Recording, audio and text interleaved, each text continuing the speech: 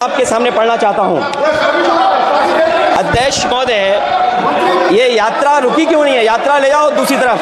अध्यक्ष महोदय, ये खुदाई जो है हमारे देश का सौहार्द, हमारे देश का भाईचारा, हमारे देश का गंगा जमनी तहजीब को खो देगा।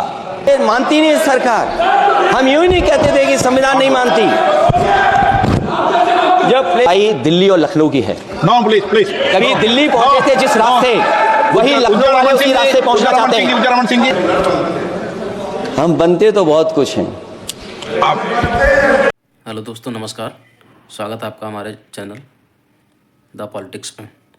चाहे यूपी की विधानसभा हो, लोकसभा हो, या फिर किसी चैनल पे हो, या किसी यूट्यूब मंच पर, अखिलेश यादव की हाजिर जवाबी से दुनिया वाकिफ़ है। विधानसभा में योगी के सामने योगी को रगड़ते थे, साथ ही साथ केशव प्रसाद मौर्य को भी। अब लोकसभा में है तो बीजेपी के कुछ सांसद लपेटे में आ जाते हैं, जैसे आज गिरिराज सिंह लपेटे में आ गए संभल वाले मुद्दे पर। देखिए आज गिरिराज सिंह को कैसे लपेटा माननीय अखिलेश यादव ने। वो सोची समझी साजिश है।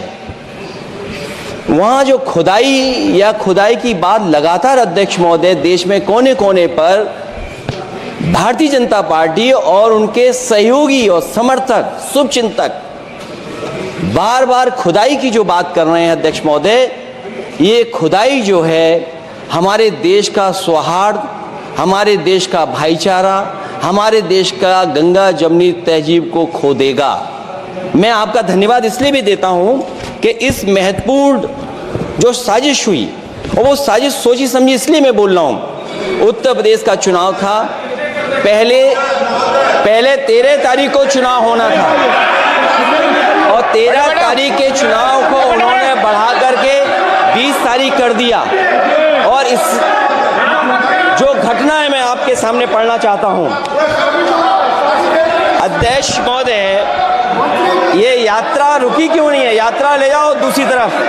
अध्यक्ष महोदय, संभल की शाही जामा मस्जिद के खिलाफ 19/11/2024 को सिविल जज सीनियर डिवीजन छंदौसी संभल में एक याचिका डाली गई। कोर्ट ने दूसरे पक्ष को, अध्यक्ष महोदय सुनिए, ये सुनना चाहिए, हम यूं ही नहीं कहते थे। संक्षिप्त में बोले। अध्यक्ष महोदय, हम यूं ही नहीं कहते थे कि संविधान ये मानती नहीं सरकार। हम यूं ही नहीं कहते थे कि संविधान नहीं मानती। जब प्लेसेस ऑफ वर्शिप एक्ट है, प्लेसेस ऑफ वर्शिप एक्ट है, हम बनते तो बहुत कुछ हैं।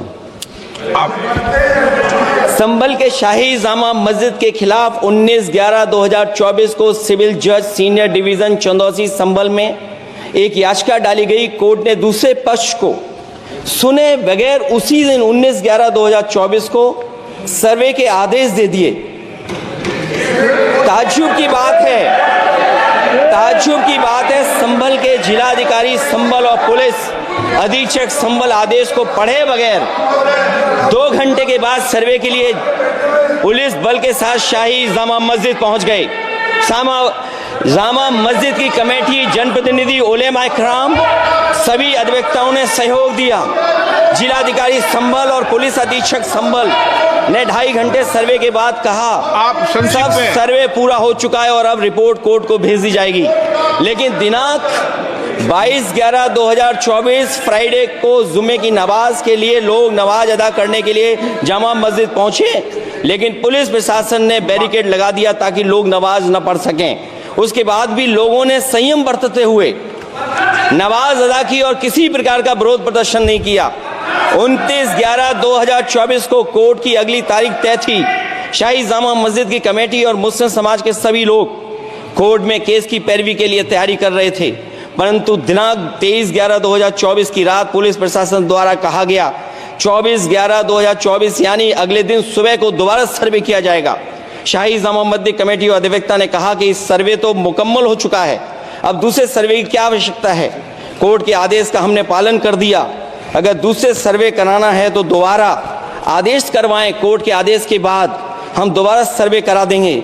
लेकिन जिलाधिकारी संभल और पुलिस अधीक्षक संभल ने कोई सुनवाई नहीं की और तानाशाही दिखाते हुए सुबह के वक्त से पहले शाही जामा मस्जिद आ गई। आ गए। शाही जामा मस्जिद कमेटी और मुस्लिम समाज के लोगों ने फिर भी धैर्य रखा और दोबारा सर्वे के लिए अंदर ले गए।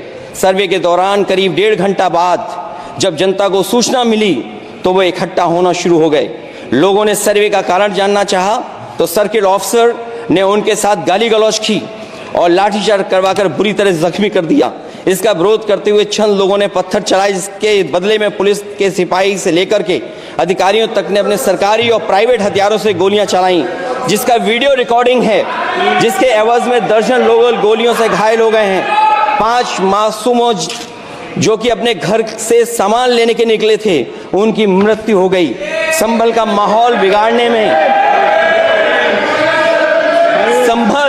संभल का माहौल बिगाड़ने में याचिका दायर करने वाले लोगों के साथ पुलिस और प्रशासन के लोग जिम्मेदार हैं। इनको निलंबित किया जाना चाहिए और हत्या का मुकदमा चलाया जाना चाहिए, जिससे कि लोगों को इंसाफ मिल सके और आने वाले समय में कोई इस प्रकार की संविधान के खिलाफ और गैर कानूनी घटना को अंजाम न दिया जा सके। अध्यक्ष महोदय, ये लड़ाई दिल्ली और लखनऊ की है। नो प्लीज कभी दिल्ली पहुंचे थे जिस रास्ते, वही लखनऊ वाले उसी रास्ते पहुंचना चाहते हैं। उज्जर रमन सिंह जी 2 मिनट बोल रहे, आप 1 मिनट बोल रहे हैं। हो गया विषय आपका अखिलेश जी विषय हो गया आपका।